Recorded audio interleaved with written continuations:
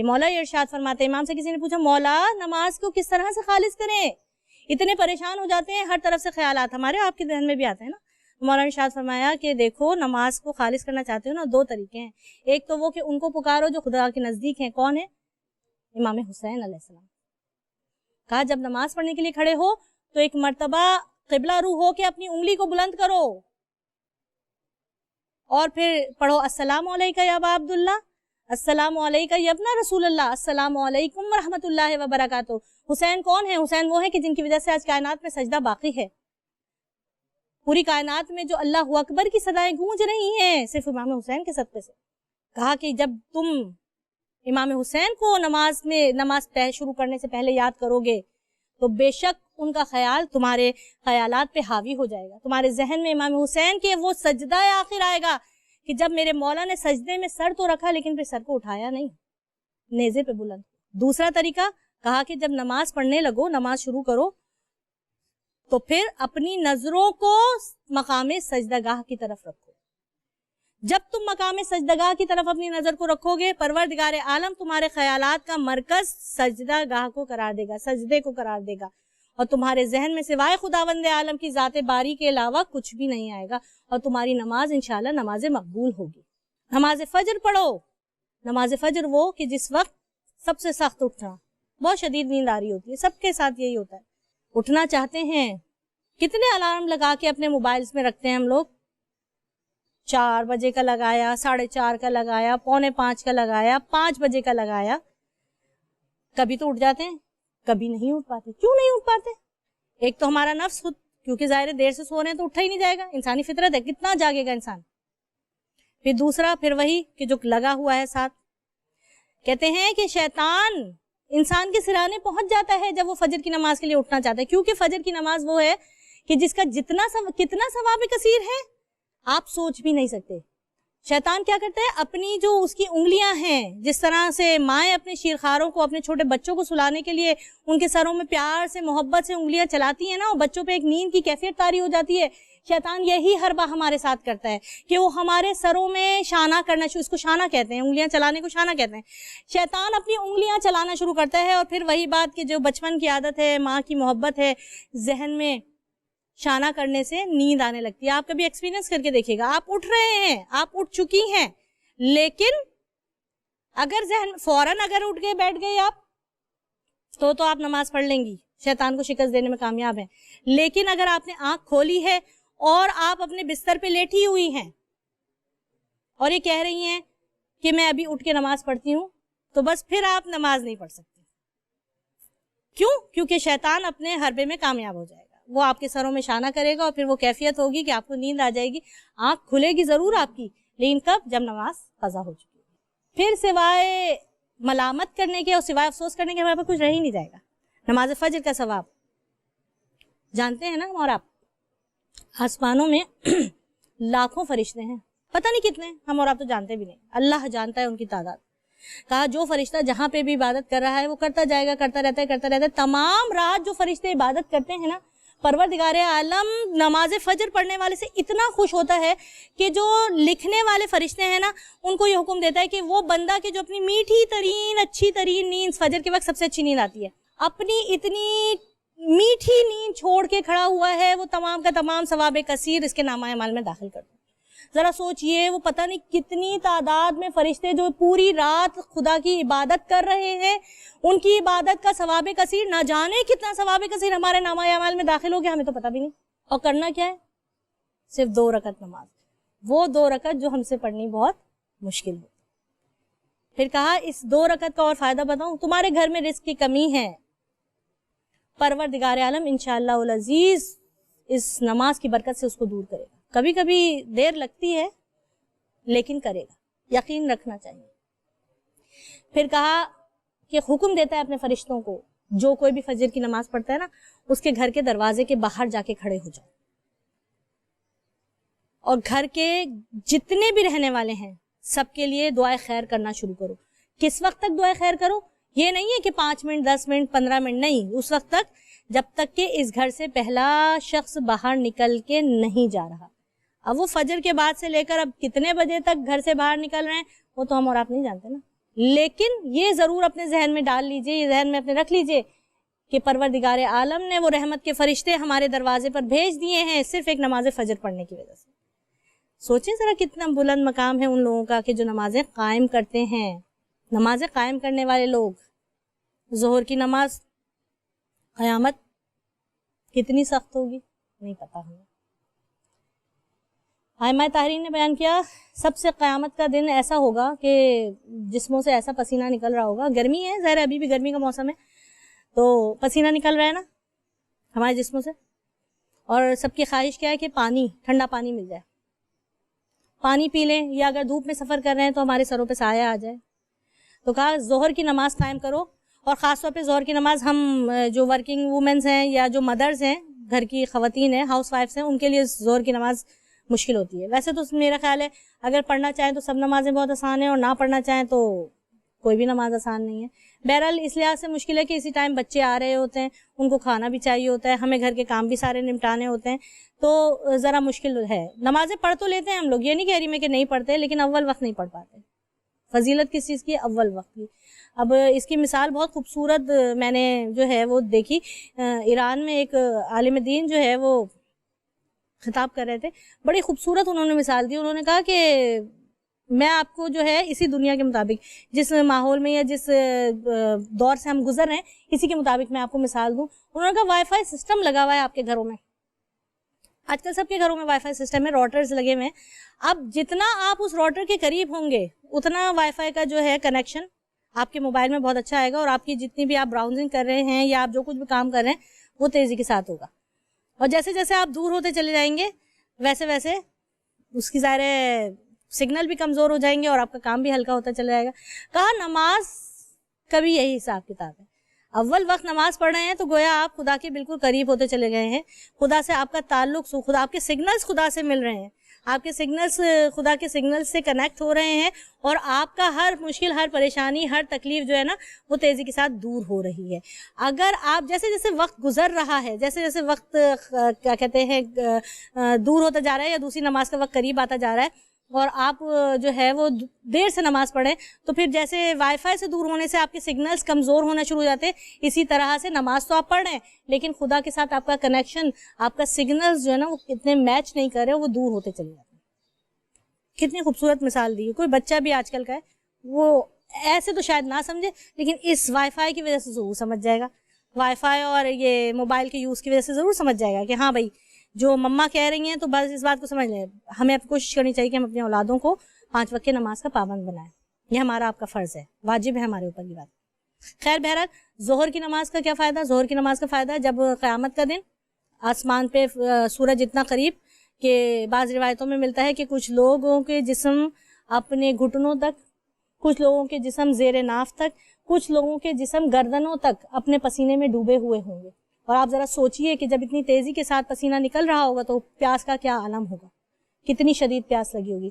تو کہا کہ جو لوگ ظہر کی نماز پڑھتے ہیں نا تو پروردگار عالم ظہر کی نماز کے بدلے میں ان کو قیامت کے دن یہ فضیلت دے گا, ان کو یہ ثواب کثیر عطا کرے گا کہ جب شدید ترین پریشانی کے عالم میں ہوں گے تو اچانک ایک ابر کا سایہ یعنی بادل ان کے سروں پہ چھا جائے گا, آ جائے گا, گھنا ابر, کالا ابر کہ جو سورج کی روشنی سے ان کو ڈھانپ لے گا. انسانی فطرت ہے کہ اگر گرمی میں چلتے چلتے, دھوپ میں چلتے چلتے اگر اچانک سایہ آ جائے تو انسان فوراً سر اٹھا کے دیکھتا ہے کہ کس چیز نے سایہ کیا. بس اسی فطرت کے مطابق جب انسان سر اٹھا کے دیکھے گا تو رحمت پروردگار عالم کے قربان جائیے کہ پروردگار عالم اس ابر کے ٹکڑے کو یہ حکم دے گا کہ ٹھنڈے پانی کے قطرے برسائے, اور اس شخص مومن یا مومنہ یا نمازی عورت یا مرد کے چہرے پہ ٹھنڈا پانی پڑے گا, اور اس کے حلق میں وہ ٹھنڈے پانی کے قطرے جب اتریں گے تو آپ ذرا سوچئے کہ کسی پیاسے کے لیے شدید پیاس کے عالم میں پانی کا ہونا یا پانی کا ملنا کیا معنی رکھتا ہے. بس اس وقت آواز دے کے کہے گا پروردگار عالم تو نے مجھ پہ یہ کرم کیوں کیا. آواز قدرت آئے گی کہ تو نے جو ظہر کی نماز شدید ترین گرمی میں, شدید ترین مصروفیت کے عالم میں وقت کے پہ پڑی تھی, یہ اس کا انعام ہے. سوچئے کتنا ثواب کثیر ہے. پروردگار عالم کی محبت پہ ہم اور آپ قربان ہو جائیں. عصر کی نماز जनाब रसूल खुदा ये इरशाद फरमाते हैं, दुरूद भेजे मोहम्मद वाले मोहम्मद पर, अल्लाहुम्मा सल्ली अला मुहम्मद व आले मुहम्मद। इरशाद फरमाया जनाब रसूल खुदा ने, असर की नमाज के वक्त में दुआएं मांगा करो। ये वक्त है कि जब जनाब परवरदिगार आलम ने जनाब आदम को और जनाब हव्वा को मिलाया था। मैं पूरा वाक़या नहीं बयान कर सकती, बहुत तवील हो जाएगा। कुरान मजीद सब ने पढ़ा है, वाक़यात का जिक्र भी मौजूद है। और फिर हम और आप वो लोग हैं कि इस फर्श अज़ा के सदक़े से हम लोगों को बाकी लोगों के मुकाबले में बहरहाल मालूमात होती है, सबको ये वाक़या पता है। जनाब आदम और जनाब हव्वा को अलग अलग हुए थे। परवरदिगार आलम ने जनाब आदम को दुआ कबूल करके जनाब हव्वा से मिलाया, और दुआ किस वक्त कबूल की? असर के वक्त। कहा दुआएं मांगा करो, असर के वक्त जितनी ज्यादा से ज्यादा दुआएं मांग सकते हो मांगा करो। हम और आप मांगने के मोहताज हैं, हमें मांगे बगैर हमारा गुजारा नहीं है। हम मांगते हैं, हमें मिलता है। वो परवरदिगार आलम कहते हैं मुझसे मांगो मैं तुम्हें अता करूंगा। उसको मांगना पसंद है, उसको झुकना पसंद है। जिस कदर आजिज़ी और इनकिसारी आपके अंदर आती चली जाएगी, वो परवरदिगार आलम आपको अता करता चला जाएगा। और अता करने का मतलब ये नहीं है कि दुनियावी मालो और मता। परवरदिगार आलम आपको इज्जत अता कर सकता है, उसके देने के रंग निराले हैं। वो किस तरह से देता है हम और आप नहीं जानते। किसी को इज्जत, इतनी इज्जत से सरफराज कर देता है, लेकिन मालो दुनिया नहीं है उसके पास। लेकिन जो परेशानी हम यहाँ उठा रहे हैं उसका बदला आखिरत में मौजूद है। मुख्तसर फजर जोहर असर, फिर आती है मगरिब की नमाज। ये भी एक मुश्किल नमाज है। किस तरह से मुश्किल नमाज है? मेजॉरिटी ऑफ द टाइम मगरिब के टाइम हम चाय पी रहे होते हैं, हमारा टी टाइम होता है मेजॉरिटी घरों में। ज़ाहिर है हमारे घर के जो मर्द कामों पे निकले हुए हैं, बाहर गए हुए हैं, वो जो है वो अपने अपने कामों से वापस आ रहे होते हैं।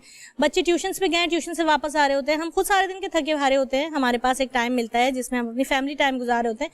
मेजॉरिटी ऑफ द टाइम वो मगरिब का टाइम होता है। और मगरिब का टाइम कितना मुख्तसर है? उलमाए कराम से पूछा गया तो कहा कि बामुश्किल 15 से 20 मिनट। कितना टाइम? जितने टाइम में वो सुर्खी जो नमूदार हुई है आसमान पे, वो सुर्खी रहे, इतना टाइम अव्वलियत का टाइम है ये। बाकी तो फिर पढ़ते रहे, फजीलत का टाइम। और मगरिब की नमाज की फजीलत, मगरिब की नमाज के लिए जो ये है कि कितनी अहमियत है, तो रिवायतों में कहा कि इमाम ज़माना अलैहिस्सलातु वस्सलाम, सलावत भेजिए मोहम्मद वाले मोहम्मद, अल्लाहुम्मा सल्ली अला मुहम्मद व आले मुहम्मद वज्जिल फरजहम।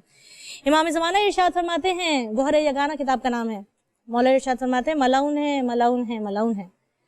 3 दफ़ा मेरे मौला ने कहा। पूछा मौला कौन है मलाउन? कहा वो कि जिसने फजर की नमाज इतनी देर से पढ़ी कि सितारे नजर आने बंद हो गए। फजर की नमाज जब हम पढ़ते हैं तो अंधेरा होता है ना, और सितारे नजर आ रहे होते हैं। कहा इतनी देर की कि सितारे नजर आने बंद हो गए और सफेदी फैल गई, इतनी देर की फजर की नमाज पढ़ने में, वो मलाउन है। और फिर कहा कि वो मलाउन है कि जिसने मगरिब की नमाज पढ़ने में इतनी देर की कि सितारे आसमान पे नमूदार हो गए, सुर्खी दूर हो गई और सितारे नमूदार हो गए। मगरिब की नमाज 15 से 20 मिनट, 25 मिनट, मैक्सिमम 25 मिनट अव्वलियत का वक्त। कितनी रकत? 3 रकत नमाज बहुत जल्दी पढ़ी जा सकती है, लेकिन फिर वही बात, टाइम निकालना पड़ता है। इसका क्या फ़ायदा? आइम्मा ताहिरीन के ज़रिए से परवरदिगार आलम ने इरशाद फरमाया, पूरे दिन गुनाह कर रहे हो, गुनाह ने कबीरा सगीरा कर रहे हो। हर इंसान का तरीका है, नमाज पढ़ता है, अपनी मग़फ़िरत तलब करता है, पूरे दिन के गुनाह जमा हो गए, लिखे जा रहे हैं। गुनाह ने कबीरा की बात नहीं करी, सगीरा, छोटे छोटे गुनाह, बच्चों को मार दिया, किसी बात पे गुस्सा कर लिया, झूठ बोल दिया, छोटा मोटा झूठ तो बोल ही देते हैं। फोन आया किसी का, हमने कह दिया हम घर पे नहीं है, घर पे हैं, गुनाह है। सबसे ज्यादा तो बच्चों पे ही चीखते रहते हैं, थप्पड़ मार दिया, बहुत गुनाह है बच्चों को मारना, बच्चों पे गुस्सा करना। लेकिन हम क्या करें, आजकल की औलाद माँ बाप को मजबूर कर देती है कि उनको मारा भी जाए, उनको डांटा भी जाए। गुनाह है, पता है, लेकिन कर देते हैं। अब इसकी मग़फ़िरत कैसे मिलेगी? वो परवरदिगार आलम मगरिब के वक्त तक, उसका एहसान है कि वो रुका रहता है। उसने हुक्म दिया है फरिश्तों को कि जब तक मगरिब की नमाज का वक्त ना गुजर जाए, जो इमाम ज़माना के पास जाता है ना हमारा नामा अमाल, उस नामा अमाल में दर्ज मत करना, मुकम्मल जो पक्की स्याही होती है उससे मत लिखना। हो सकता है कि ये वक्त पे नमाज पढ़ ले और दुआए मग़फ़िरत तलब कर ले। इसलिए कहते हैं ना, आइम्मा ताहिरीन ये इरशाद फरमाते हैं कि जब नमाज पढ़ो, नमाज पढ़ने के बाद दुआ पढ़ो, تو پہلے اپنے لیے، اپنے ماں باپ کے لیے، اپنے رشتہ داروں کے لیے، اپنے تمام جاننے والوں کے لیے مغفرت طلب کرو، گناہوں کی بخشش طلب کرو، پھر اس کے بعد کوئی اور دعا مانگو۔ اس کی وجہ یہی ہے کہ پروردگار عالم منتظر رہتا ہے اس بات کا کہ کب میرا بندہ گناہگار مجھ سے معافی طلب کرے گا اور میں اس کو معاف کر دوں۔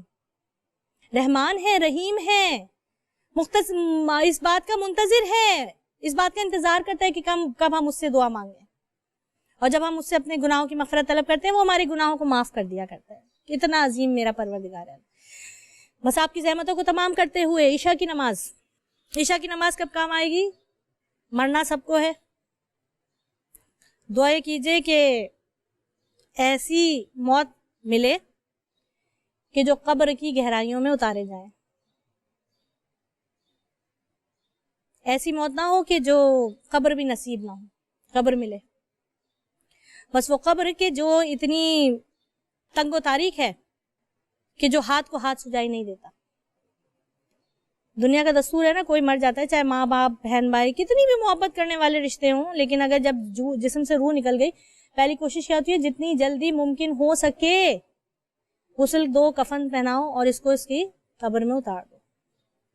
سب چھوڑ دیتے ہیں، قبر میں اتارے گئے، یہ نہیں ہے کہ روح ساتھ نہیں ہے، روح ساتھ ہے، جسم کے ساتھ ساتھ چل رہی ہے، آوازیں دیتی ہے اپنے اولادوں کو، اپنے ماں باپ کو، اپنے چاہنے والوں کو یاد دلاتی ہے کہ دیکھو میں نے تمہارے لیے دنیا میں یہ کیا، میں نے تمہیں اتنی محبت سے پالا، میں نے تمہیں اتنی چاہت سے پالا، میں نے تمہاری خواہش کے آگے نہ سچ صحیح دیکھا نہ غلط دیکھا، تمہاری خواہش پوری کرنے کے لیے میں نے ہر کام کیا، اور تم مجھے اتنے تنگ و تاریک گڑھے میں چھوڑ کے جا رہے، لیکن کسی کو نہیں سنائی دیتا، چھوڑ کے آ جاتے ہیں۔ اس وقت قبر میں کیا حالات ہوتے ہیں؟ اندھیرا گھپ، کتنا اندھیرا ہوتا ہے ہم اور آپ اس دنیا میں رہ کے تصور بھی نہیں کر سکتے۔ کیا چیز کام آئے گی؟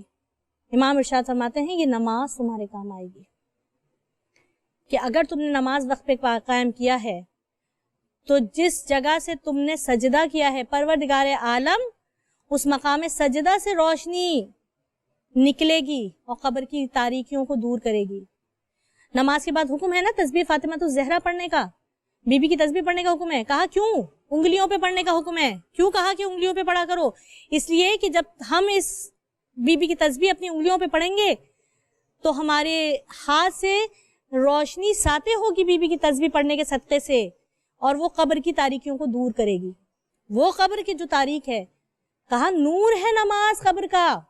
پھر ارشاد فرمایا کہ یہ جو عشاء کی نماز ہے جو تم پڑھتے ہو، جب تمہیں قبر میں چھوڑ کے آئیں گے نا، تو دنیا میں تم جس سے سب سے زیادہ محبت کرتے ہوگے، تم جب چیخ رہے ہوگے، چلا رہے ہوگے، اس وقت وہ اس شکل میں تمہارے پاس آئے گی اور وہ پوری قبر کو منور کر دے گی۔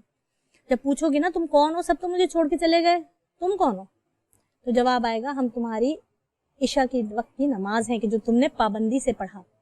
میں وہ ہوں کہ عشاء کی نماز ہوں کہ جسے تم نے رات کی تاریکی میں قائم کیا، تم نے رات کی تاریکی میں خداوند عالم کے ذکر کے نور کو روشن کیا، پروردگار عالم نے تمہاری قبر کو نور سے بھر دیا۔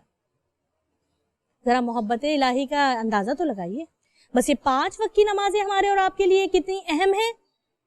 اگر ہم اس کی اہمیت کو سمجھ لیں تو اپنی پوری زندگی میں کبھی بھی نماز کو قضا نہیں کریں۔